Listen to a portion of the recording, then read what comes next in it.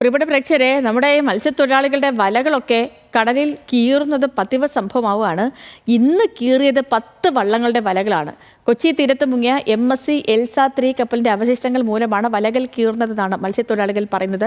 സഹിൻ ആന്റണി ഉണ്ട് നമുക്കൊപ്പം വിവരങ്ങളുമായി. സഹിനെ, ഈ ഒന്നും അല്ലെങ്കിലും മത്സ്യത്തൊഴിലാളികളെ സംബന്ധിച്ച് ഇപ്പോൾ കുറച്ച് വറുതിയുടെ പിടിയിൽപ്പെട്ടിരിക്കുകയാണ് മത്സ്യബന്ധന മേഖല. അതിനൊപ്പമാണ് ഈ വലകൾ സ്ഥിരമായി കീറുന്ന സംഭവവും. വലകളെന്ന് പറയുമ്പോഴത്തേക്കും അത് ലക്ഷങ്ങൾ വിലയുള്ള സംഭവം കൂടിയാണ് ഈ വലകൾ, ഓരോ വലകളും.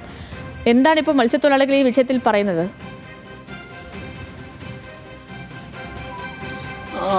സേതു, ആ ദൃശ്യങ്ങൾ തന്നെ നമുക്ക് മനസ്സിലാവും. ആ ദൃശ്യങ്ങൾ കണ്ടാൽ തന്നെ മത്സ്യത്തൊഴിലാളികൾ മത്സ്യബന്ധനത്തിന് പോയിട്ട് ഒന്നും കിട്ടാതെ ഈ വലകളിൽ ആകമാനം ഈ കപ്പലുകളിൽ നിന്നുള്ള കണ്ടെയ്നറുകളുടെ അവശിഷ്ടങ്ങൾ കൊണ്ട് നിറഞ്ഞിരിക്കുന്ന ആ ദൃശ്യങ്ങൾ കണ്ടാൽ തന്നെ നമ്മൾക്ക് മനസ്സിലാവും അവരെത്ര ദയനീയമായിട്ടാണ് കാര്യങ്ങൾ കൊണ്ടുപോകുന്നത്.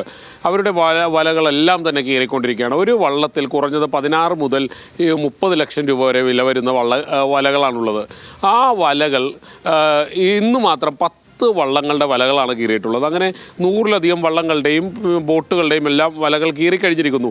ഇപ്പോഴും ഈ അവശിഷ്ടങ്ങൾ കൊച്ചി തീരത്താകമാനം അടിഞ്ഞുകൂടിയിട്ടുണ്ട്. കൊച്ചി കടലിലും കടലിൻ്റെ ഉൾഭാഗത്തേക്ക് പോകാനും ഈ അവശിഷ്ടങ്ങളുണ്ട്. അതുകൊണ്ട് വലകൾ ഒക്കെ കീറിക്കൊണ്ടിരിക്കുകയാണ്. മത്സ്യം കൃത്യമായി ലഭിക്കുന്നില്ല. വറുതിയാണ് മത്സ്യത്തൊഴിലാളികളെ സംബന്ധിച്ചിടത്തോളം. വറുതിയുടെ കാലത്തിലൂടെയാണ് അവർ കടന്നു പോകുന്നത്. അത് ഒന്നുകൂടെ വർദ്ധിക്കുന്നു എന്നുള്ളതാണ് മനസ്സിലാക്കേണ്ടത്. മറ്റൊന്ന്, ഇതിനു വേണ്ടി ശാശ്വതമായ ഒരു പരിഹാരം കണ്ടെത്താൻ മത്സ്യത്തൊഴിലാളിക്ക് കൃത്യമായ ഒരു നഷ്ടപരിഹാരം നൽകാനോ അല്ലെങ്കിൽ അവൻ്റെ പ്രശ്നം മനസ്സിലാക്കി അവന് വേണ്ട ഒരു സാഹചര്യം ഒരുക്കി കൊടുക്കാനോ ആരും തയ്യാറാകുന്നില്ല എന്നുള്ളതാണ്. ആ വലകളല്ലേ അതങ്ങനെ കീറും, അവശിഷ്ടങ്ങളല്ലേ അതങ്ങനെ ഒഴുകി നടക്കും എന്നുള്ള ഒരു നിലപാടാണ് നമ്മുടെ മത്സ്യബന്ധന മേഖലയുമായി ബന്ധപ്പെട്ടുകൊണ്ട് അധികാരികൾ സ്വീകരിച്ചിട്ടുള്ളത്.